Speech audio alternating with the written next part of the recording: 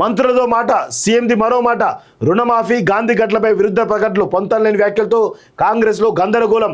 మాఫీ పూర్తి కాలేదన్న బట్టి, తుమ్మల, ఉత్తమ్ పొంగులేటి. రుణమాఫీ ఆగస్టులోనే పూర్తి చేసినట్టు చెప్పిన రేవంత్, గాంధీ బీఆర్ఎస్ ఎమ్మెల్యేని అంటున్న శ్రీరావు బట్టి, ఆయన తమ వాడిని అంటూ ప్రకటించిన ముఖ్యమంత్రి, కౌశిక్ రెడ్డి ఇంటిపై దాడి చేసింది కాంగ్రెస్ వాళ్ళని వెల్లడి అంటూ ఒకరిని చూస్తున్నాం. సో కౌశిక్ రెడ్డి ఇంటిపైన దాడి చేసింది కాంగ్రెస్ వాళ్ళే, అది క్లియర్గా తెలుస్తూ ఉంది.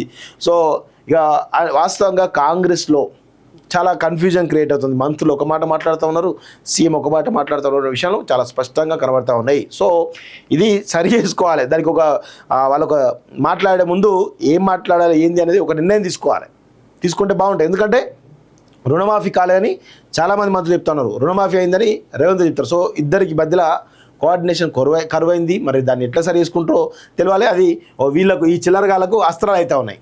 ఈ ఇద్దరు చిల్లరగాళ్ళకి, ఎవరు హరీష్ రావు అనే చిల్లరగాడు, కేటీఆర్ అనే చిల్లరగాళ్ళకు అవకాశాలు వస్తూ ఉన్నాయి.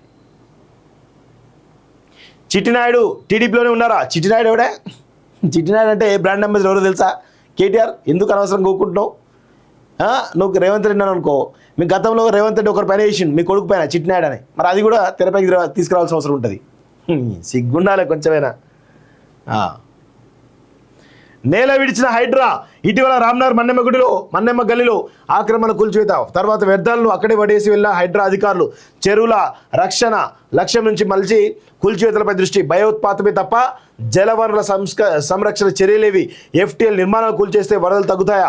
పూటిక తీసి ఇన్ఫ్లో అవుట్లో ఆధునీకరిస్తేనే ఫలితాలు అంటూ హైడ్రా తీర్పై సోషల్ మీడియాలో విస్తృత చర్చ అంటూ ఒకటి చూస్తున్నాం. సో హైడ్రా తీర్పైన రెండు రకాల భిన్నాభిప్రాయాలున్నాయి. ఒకటి దాన్ని మెచ్చుకునే వాళ్ళు కొంతమంది దాన్ని అడ్జేసే వాళ్ళు కూడా కొంతమంది ఉన్నారనే విషయాన్ని కూడా గుర్తుపెట్టుకోవాలి. సో హైడ్రా పనితీరు పైన మ్యాక్సిమం పాజిటివే ఉన్నది. ఎందుకంటే హైడ్రా వల్ల చాలా రకాల ఎవరైతే కబ్జాలు చేసారో అవన్నీ కూడా దాదాపు 120 ఎకరాలు రావడం జరిగింది. ఇంకా కూడా భారీ ఎత్తున వచ్చేటువంటి అవకాశాలు కూడా ఉన్నాయన్నటువంటి విషయాన్ని గుర్తుపెట్టుకోవాలి. ఒకసారి